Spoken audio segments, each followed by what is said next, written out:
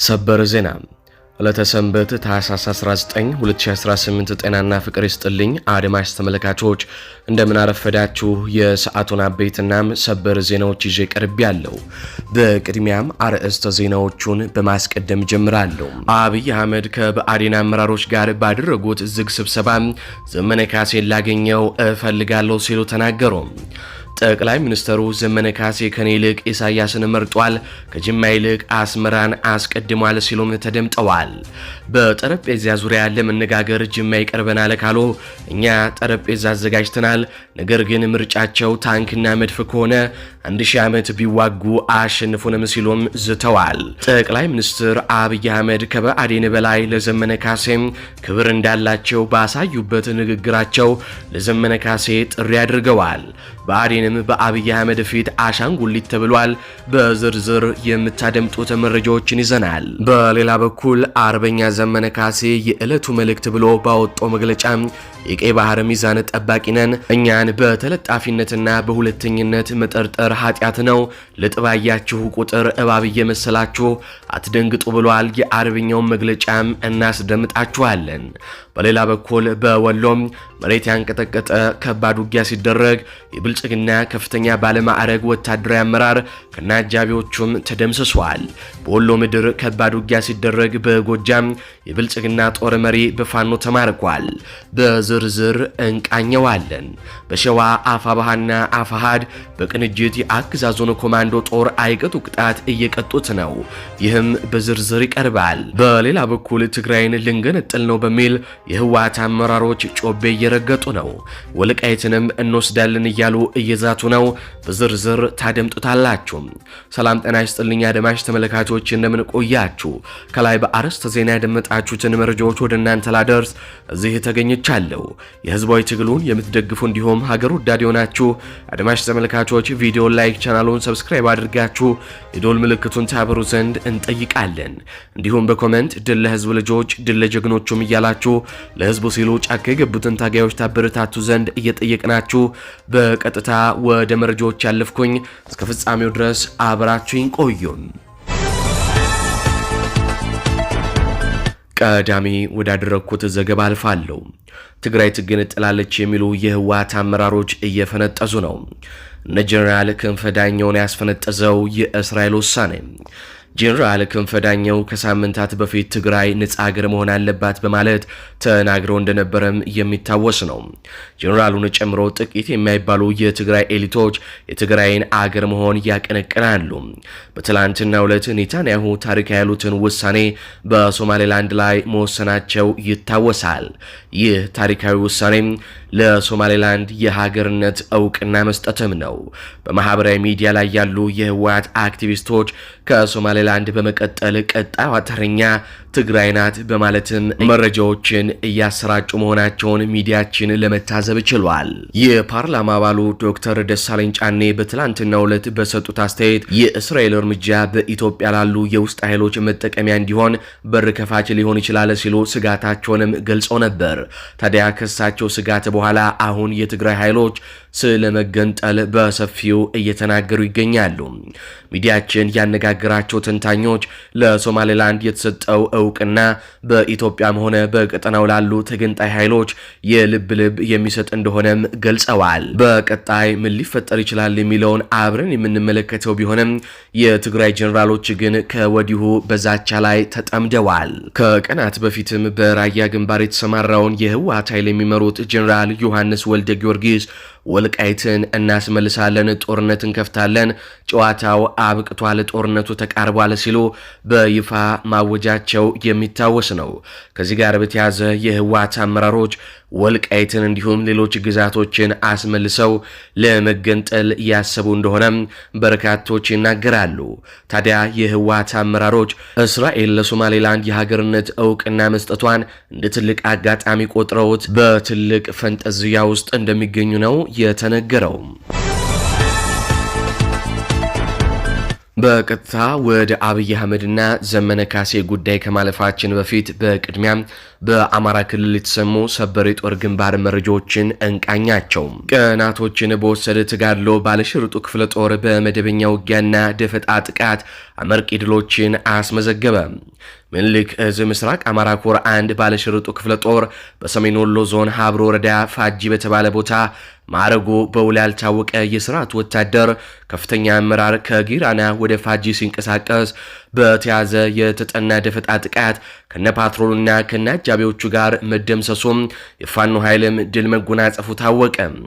በእብሪትና ትዕቢት ተሞልቶ የመጣውን የአብይ አህመድን ጭራቅ ሰራዊት በሀብሮ ወረዳ ፋጂ በተባለ ቦታ በተወሰደበት የደፈጣ ጥቃት አንድ ጓድ የስርዓቱ ኃይሎችን በመደምሰስና ቁጥሩ በውል ያልታወቀ ባንዳም የስርዓቱን ወንበር ጠባቂ ኃይሎችን በማኩሰል የፋኖ ኃይሎች አገዛዙን ወታደሮች መበተን መቻላቸውም ተነግሯል። በትላንትናው ዕለት ከቀኑ 11 ሰዓት ተኩል በተወሰደ የደፈጣ ጥቃት አመራሩን ከነተሽከርካሪው በመደምሰስና በማውደም አመራሩን ለማሳለፍ ግራና ቀኝ ቦታ ይዘው የነበሩትን የስርዓቱን ወታደር ጭምር በመደምሰስና በማክሰል የብልጽግናን ቅጥረኛ ሰራዊት ወደ መሬት በግስላዎቹ ነፍጥ እየተፈለፈለ የረገፈ ሲሆን ከፊቱ የሚነጥፈውን ጓዱን የተመለከተው የብልጽግና ኃይል ለተወሰኑ ሰዓታት ባለበት ቆሞ መሸሻውን ቢያማትርም ግስላው ፋኖ ወደፊት በመጠጋት አንድ ጥይት ለአንድ ጠላት በሚል የአማራ ብሂል ለአንድ ጠላት በአንድ ጥይት ግንባሩን መተውታል ሲሉም የአይን እማኞች ገልጸዋል። በርካታ ሙትና ቁስለኛ ያስተናገደው የአብይ አህመድ ሰራዊት የሞራል ውድቀት፣ የቁስ ክስረትና በርካታ ጉዳቶችን በማስተናገድና የደረሰበትን በትር መቋቋም ሲያቅተው ሁለት ንጹሃኖችን በዘፈቀደ ተኩስ በመግደል የዘወትር ግብሩንና አቅዶት የመጣውን የጥፋት ተልዕኮ ሳያሳካ ወደ መጣበት ወደ ጊራና ከተማ መመለሱም ነው የተነገረው። አገዛዙ ክፉኛ የቆሰለውን ሰራዊቱን በአምቡላንሶች እንዲሁም በከፍተኛ ኦራል መኪኖች ወደ ጊራና ጤና ጣቢያ በመጫን ሲያጓጉዝም አምሽቷል። ከዚህ ጋር ተያይዞም ቀናቶች በወሰደው የመርሳና የአምባሰል ዙሪያ ተጋድሎ ምስራቅ አማራ ኮር 1 ባለሽርጡ ክፍለ ጦርና ሁለተኛ ሻለቃ ከትላንት ወዲያ ንጋት 12 ሰዓት ከውጫሌ ከተማና አምባሰል ዙሪያ ሮቢት አካባቢ በርካታ ኃይሉን ይዞ ወደ አበት ማጥቃት ያደረገውን የብልጽግና ኃይል ጋር በትላንትናው ዕለት ብርቱ ትንቅንቅ ተጋድሎ በማድረግ በብልጽግና ላይ ከባድ ኪሳራም፣ ሰብአዊ ኪሳራም፣ ቁሳዊ ኪሳራ በማድረስ ድል አስመዝግበዋል። ባለሽርጡ ክፍለ ጦር በአጠቃላይ ባለፉት አንድ ሳምንታት ተከታታይ ቀናቶችን ያለማቋረጥ ተጋድሎ በማድረግ የብልጽግና ኃይል ላይ ከፍተኛ ሰብአዊ ቁሳዊ ጉዳት በማድረስ ብሎም የነፍስ ወከፍ ክላሾችን ጨምሮ በርከት ያሉ ወታደራዊ ቁሳቁሶችን ማርከው ታላቅ ድልም አስመዝግበዋል። ወደ ሸዋ እናልፋለን። የአፋብሃና አፋሃድ በብልጽግናው አየር ወለድ ክፍለ ጦር ላይ በቅንጅት ባደረጉት ውጊያም ታላቅ ተጋድሎ እያደረጉ ይገኛሉ። በትላንትናው ዕለት ከቀኑ 10 ሰዓት ጀምሮ በሸዋ ጠቅላይ ግዛት እዝ ይፋትና ጥሙጋ አውራጃ በኤፍራታና ግድም ወረዳ ሁለቱ የአማራ ፋኖ አደረጃጀቶች አፋባሃና አፋሃድ አካል የሆኑት የአሳምነው ጽጌ እዝና የአማራ ፋኖ ሸዋ ጠቅላይ ግዛት እዝ ከተወጣጡ ሻለቆች በሁለት ወሳኝ ግንባሮች ዘልቀው በመግባት በብልጽግናው አየር ወለድ ክፍለ ጦር ላይ በፈጸሙት ጥቃት የአንድነት ክንዳቸውን እያሳረፉበት ይገኛሉ። የአማራ ፋኖ ብሔራዊ ኃይል አፋባሃ ደቡብ አማራ ቀጠና አሳምነው እዝ አጼ ዘርዓ ያዕቆብ ኮር የ77 ክፍለ ጦር የስበር ሻለቃና የደም መላሽ ሻለቃ እንዲሁም የክፍለ ጦሩ ቃኞች በመሆን ከፍርድ ውሃ እስከ ፍራጅ ተራራ ባለው ግንባር ከብልጽግናው 103ኛ አየር ወለድ ክፍለ ጦር ጋር እየተፋለሙ ሲሆን በሌላኛው የውጊያ ግንባር ልዩ ቦታው በአባ ስበር ጉቦና በጀንበር መውጫ ተራራ እስከ አላላ ቀበሌ ድረስ የሸፈነው የአማራ ፋኖ ህዝባዊ ድርጅት አፋሕድ ሸዋ ጠቅላይ ግዛት እዝ አጼ አምደ ጽዮን ኮር የ7 ክፍለ ጦርና ናሁሰናይ ሻለቃ ሲኖ ሻለቃ የክፍለ ጦሩ ቃኞች እንዲሁም በቀጠና የሚገኙ የአባት አርበኞች ጦር ሰራዊት ጋር በመሆን በአገዛዙ ዙፋን አስጠባቂ ሰራዊት ኃይል ላይ ታላቅ የጋራ ድል እየተጎናጸፉም ይገኛሉ። ይህ ዜና እስከተጠናከረበት ጊዜ ድረስ በቀጠናው እየተካሄደ ያለው የተቀናጀ አውደ ውጊያም እንደቀጠለ መሆኑን የአጼ አምደ ጽዮን ኮር የ7 ክፍለ ጦር በላከው የግንባር መረጃ ያስታወቀ ሲሆን ዝርዝር የግንባር መረጃዎች የሚያደርሱን መሆኑንም ኮሩ ከወዲሁ ገልጾልናል። ይህ በእንዲህ እንዳለ የመከላከያ አመራሩ በፋኖ ቁጥጥር ስር ውሏል። ሻለቃ ጉዳታ አርታ 5ኛ ሬጂመንት 2ኛ ሻምበል የነበረ ሲሆን የ201ኛ ኮር 54ኛ ክፍለ ጦር በከፍተኛ ሁኔታ በቂ የሆነ የመረጃ ደህንነት ስርዓት በመዘርጋት ከድጓ ወረዳ ሰርገው በመግባት አፈንፍነው ይዘውት ወጥተዋል። ይህ በምስሉ ላይ የምትመለከቱት ነው የመከላከያ አመራሩም በፋኖ ቁጥጥር ስር የዋለው። አሁን በቀጥታ ወደ ዕለቱ አበይት ጉዳይ አልፋሉ። አብይ አህመድ ዘመነ ካሴን ለመለመን እጅ ዘረጉም። በሰሜኑ የኢትዮጵያ ክፍል በተለይም በአማራ ክልል የፋኖ ኃይሎች እያስመዘገቡት ያለው ወታደራዊ የበላይነት ለ4 ኪሎ ቤተ መንግስት ከፍተኛ ራስ ምታት መሆኑን ቀጥሏል። ጠቅላይ ሚኒስትር አብይ አህመድ ከብልጽግና ከፍተኛ አመራሮች ጋር ባደረጉት ዝግ ስብሰባ የጎጃሙን የፋኖ አውራ ዘመነ ካሴን በአካል አግኝቼ ማናገር ፈልጋለሁ ሲሉም ተደምጠዋል። የአገዛዙ መሪ ይህንን ያሉት የክልሉን የብልጽግና አመራሮች በሰበሰቡበት ወቅት ሲሆን ጉዳዩን ከአስመራና ከጅማ ጋር በማያያዝ አዲስ የፖለቲካ ትርክት ለመፍጠርም ሞክረዋል። ጠቅላይ ሚኒስትሩ በንግግራቸው ዘመነ ካሴ ከኔ ይልቅ ኢሳያስን መርጧል፣ ከጅማ ይልቅ አስመራን አስቀድሟል ሲሉም ወቀሳ አዘል ንግግር አድርገዋል። አያይዘውም በጠረጴዛ ዙሪያ ለመነጋገር ጅማ ይቀርበናል ካሉ እኛ ጠረጴዛም አዘጋጅተናል፣ ነገር ግን ምርጫቸው ታንክና መድፍ ከሆነ 1000 ዓመት ቢዋጉን አያሸንፉንም ሲሉም ዝተዋል። ይሁን እንጂ የፖለቲካ ተንታኞች እንደሚሉት የጠቅላይ ሚኒስትሩ ንግግር ከዛቻ ይልቅ የተስፋ መቁረጥ ስሜት ይንጸባረቅበታል። በተለይም ስለ ድርድር ጠቅላይ ሚኒስትሩ ከዚህ ቀደም ስለ ድርድር ከተወራ የፌዴራል መንግስቱ እንጂ ብአዴን አይመለከተውም የሚለውን የአፋብኃ መግለጫ በማስታወስ ዘመነ ካሴን በአካል ለማግኘት ዝግጁ ነኝ፣ የፌዴራል መንግስቱ ዝግጁ ነው ብለዋል። ጠቅላይ ሚኒስትሩ ይህንን ማለታቸው የአማራ ክልል ብልጽግና አመራሮች በጉዳዩ ላይ ምንም አይነት የመወሰን ስልጣን እንደሌላቸውና ተላላኪ ብቻ መሆናቸውን በይፋ ያረጋገጠ ሆኗል ሲሉም ተንታኞች ተናግረዋል። ስብሰባው ሲጠናቀቅም የብአዴን አመራሮች የፋኖ ከፍተኛ የጦር መሪዎችን በተለይም የአፋብኃ የአማራ ፋኖ ብሔራዊ ኃይል አመራሮችን ወደ ድርድር እንዲያመጡ ቀጭን ትዕዛዝ ተሰጥቷቸው መበተናቸውም ተሰምቷል። ይህ ክስተት ፋኖ በጦር ሜዳ የፈጠረውን ጫና መንግስትን ወደ ድርድር ጉልበት በጉልበት እየጎተተው መሆኑንም ያሳያል ሲሉ ነው ተንታኞች የሚናገሩት። የአብይ አህመድ ጠረጴዛና የዘመነ ካሴ ምርጫ። ጠቅላይ ሚኒስትር አብይ አህመድ ከአማራ ክልል የብልጽግና አመራሮች ጋር ባደረጉት በዚህ ውይይት የአማራ ፋኖ ብሔራዊ ኃይል በጎጃም ዋና ሰብሳቢ ዘመነ ካሴን በአካል ማግኘት እፈልጋለሁ ሲሉ መናገራቸው እውን ነው። ይህ ንግግር ከመደበኛ የሰላም ጥሪ በዘለለ መንግስት የገባበትን የፖለቲካ መጥበብና የወታደራዊ ስትራቴጂክ ውድቀት የሚያመላክትም ነው ተብሏል። ይህንን የጠቅላይ ሚኒስትሩ ንግግር በሶስት ዋና ዋና ነጥቦች ከፋፍለን እንተነትነዋለን። አንደኛ፣ የኃይል ሚዛን መቀየርና የሽፍታ ትርክት መክሸፍ። እስከ ቅርብ ጊዜ ድረስ መንግስት የፋኖን ትግል የጥቂት ጽንፈኞቹ ከታድርጎ ሲስል እንደነበረም ይታወሳል። ነገር ግን አሁን ላይ ጠቅላይ ሚኒስትሩ ራሳቸው ዘመነ ካሴን በአካል ላገኘው ማለታቸው ፋኖ በምድር ላይ ያለውን የኃይል ሚዛን ባላንስ ኦፍ ፓወር ወደ ራሱ እንዳዞረም የሚያረጋግጥ ነው። ይህ ንግግር የፋኖን መዋቅራዊ ጥንካሬና ፖለቲካዊ ተቀባይነት ሌጂቲሜሲ ከመካድ ወደ ማመን የተደረገ አስገዳጅ ሽግግር ነው። ይህም የሆነው በፋኖ ኃይል ነው። 1000 ዓመት ብትዋጉ አታሸንፉንም የሚለው የጠቅላይ ሚኒስትሩ ዛቻ በተቃራኒው ጦርነቱ አዋቶናል ቢሆን ኖሮም ለመነጋገር አንለምንም ነበር የሚል የሽንፈትን ውዛዜም ተደርጎም ይወሰዳል። ሁለተኛ፣ የጅማና አስመራ ካርድ ከፋፋይ የፖለቲካ ሴራ። አብይ አህመድ ዘመነ ከኔ ይልቅ ኢሳያስን መርጧል፣ ጅማን ይቅርብን ብሎ አስመራን መርጧል ማለታቸው ሁለት ዓላማዎች አሉ። አንደኛው የፋኖን ትግል ከህዝባዊ መሰረቱ ነጥሎም የባዕድ የኤርትራ ተልእኮ አስፈጻሚ አድርጎም ለመሳል የሚደረግ ፕሮፓጋንዳ ነው። ሁለተኛው ጅማኔ ሰላም፣ አስመራን የጦርነት ተምሳሌ አድርጎ በማቅረብ የኦሮሞን ህዝብና የአማራን ህዝብ ስነ ልቦና ለመሰለል የተደረገ ሙከራ ነው። እውነታው ፋኖ እየታገለ ያለው ለአማራ ህዝብ ህልውና እንጂ ለአስመራ አይደለም። ጠቅላይ ሚኒስትሩ ይህንን ካርድ የሳቡት የአማራ ህዝብን ለትግሉ ያለውን ድጋፍ ለመሸርሸር ታስቦ የተቀመረ የፖለቲካ ቁማር ነው። ሶስተኛ፣ የብአዴን የአማራ ብልጽግና መላላክና የስልጣን መገፈፍ። በስብሰባው ላይ ጠቅላይ ሚኒስትሩ የቀድሞ አቋማቸውን በመሻር ስለ ድርድር ከተወራ የፌዴራል መንግስቱ እንጂ ብአዴን አይመለከተውም የሚለውን የፋኖን ንግግር በመደገፍ የአማራ ክልል መንግስት ሙሉ በሙሉ አሻንጉሊት መሆኑን አረጋግጠዋል። አሁን ላይ የብአዴን አመራሮች የተሰጣቸው ተልዕኮም አንድ ብቻ ነው። እርሱም የፋኖን አመራሮች አግባብቶም ወደ አብይ አህመድ ማምጣት። ይህ የሚያሳየው በአማራ ክልል ላይ ያለውን እውነተኛ ስልጣን በፋኖ እጅ መሆኑን 4 ኪሎ ቤተ መንግስት በደንብ አድርጎ እንደተረዳ ነው።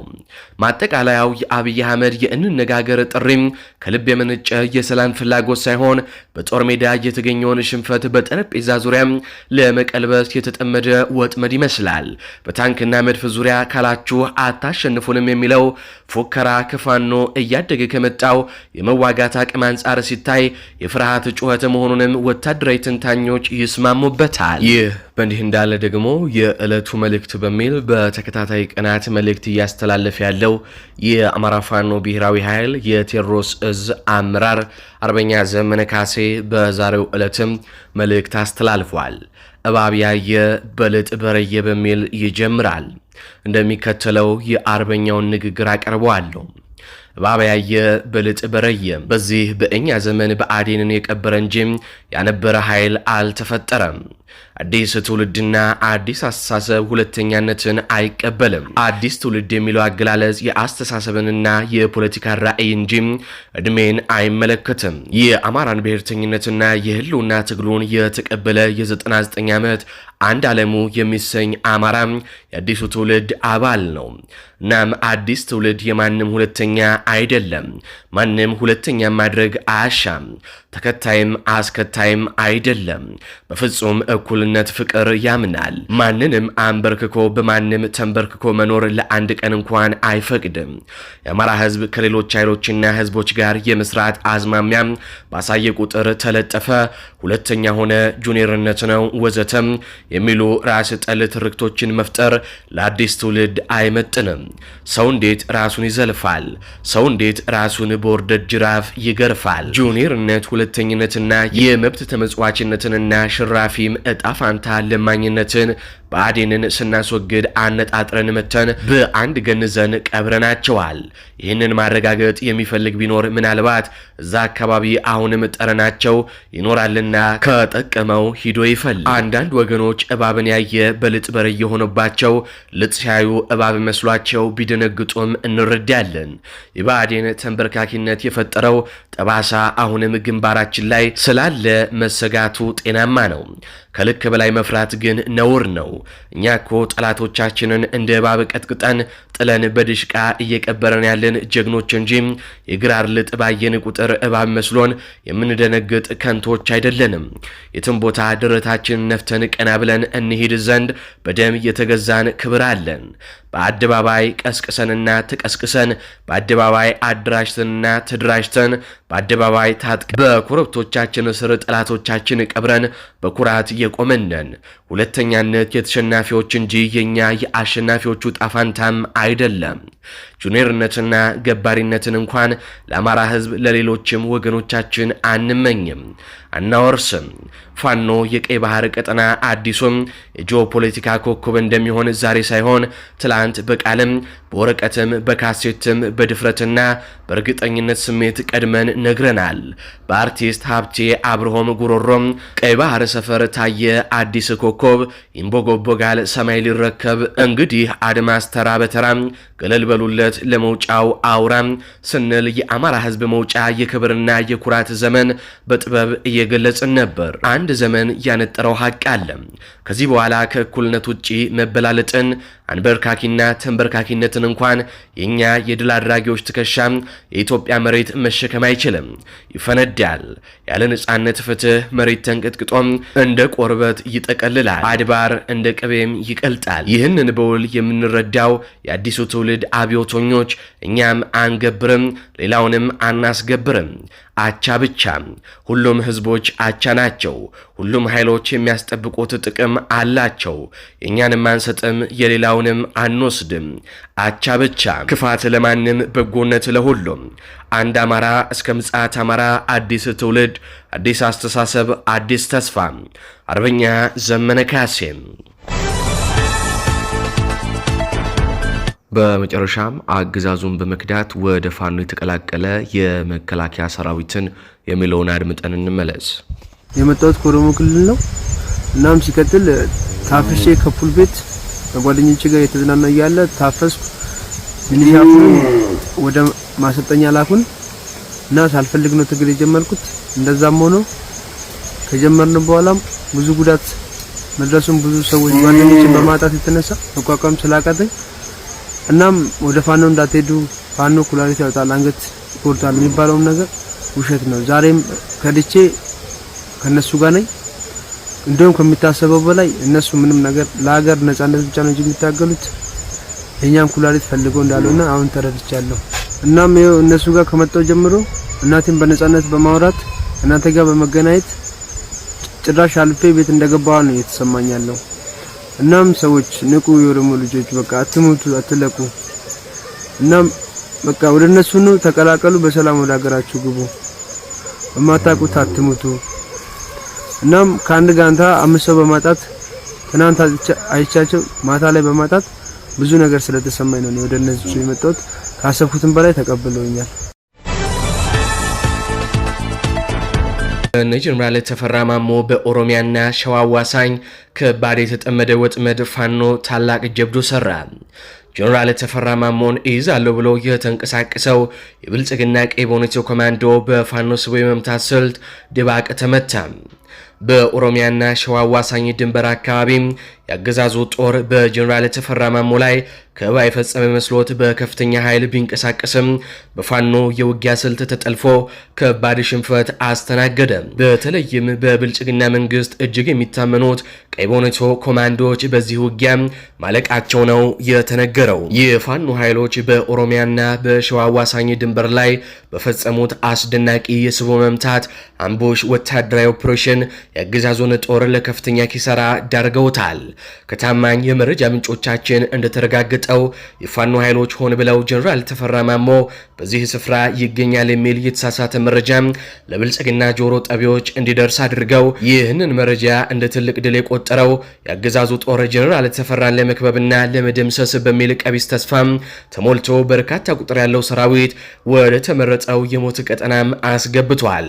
ነገር ግን ቀድመው ስትራቴጂካዊ ቦታዎችን ይዘው የነበሩት የፋኖ ኃይሎች የብልጽግና ኃይል ወደ ወጥመድ እስኪገባ ድረስ በትዕግስት ከጠበቁ በኋላ ስቦ የማስገባትና የመምታት ድሮው ኤንድ ስትራይክ ስልትን በመጠቀም የገዢውን ቡድን ጦር ድባቅ መተውታል። ምንጮቻችን እንዳረጋገጡት ውጊያ የተደረገበት ስፍራ ለአገዛዝ ወታደሮች ወደ ሲኦል ተቀይሮባቸዋል። ለወሬ ነጋሪ መትረፍም ተቸግረዋል። በዚህ ድንገተኛና የተቀናጀ የፋኖ ጥቃት ከ96 በላይ የብልጽግና ልዩ ኮማንዶዎች ቀይ ቦኔቶ አባላት ሙሉ በሙሉም ተደምስሰዋል። የቆሰለው የብልጽግና የወታደር ቁጥርም እጅግ ከፍተኛ እንደሆነ የሚገመት ሲሆን ትክክለኛውን ቁጥር ግን ለማወቅ እስካሁን አልቻልንም። ይህ በ2018 በኢትዮጵያ አቆጣጠር በጎጃም፣ በወሎ፣ በሸዋና በጎንደር የፋኖ ኃይሎች በስፋት እየተገበሩት የሚገኘው ስቦ የማስገባትና የመምታት ስልት የአገዛዙን ዘመናዊ የጦር መሳሪያና የሰው ብዛት ዋጋም እያሳጠው እንደሚገኝ ነው ወታደራዊ ባለሙያዎች እየገለጹት። የዛሬው ድልም የዚህ ስልት ውጤታማነት ማሳያ ተደርጎም ተወስዷል። ከወታደሮቹ በተጨማሪም እስካሁን ቁጥራቸውና ምንነታቸው ያልተገለጹ የብልጽግና ወታደራዊ መጓጓዣዎችና ወታደራዊ መኪኖችም መውደማቸው ተረጋግጧል። አድማጭ ተመልካቾች ለሰዓቱ ያስኩላችሁ ዘገባዎች እነዚህን ይመስላሉ። በዜናዎቻችን ላይ ያላችሁን ሀሳብ አስተያየት በኮሜንት መስጫ ስር አስፍሩልን። እንዲሁም በዝግጅታችን ክፍል ላይ ያላችሁን ሀሳብ አስተያየት ምን ይጨመር ምን ይቀነስ የሚሉትንም በኮሜንት መስጫ ስር አስፍሩልን። እንዲሁም ቪዲዮውን ላይክ፣ ቻናሉን ሰብስክራይብ በማድረግ አጋርነታችሁንም እንድታሳዩን እንጠይቃለን።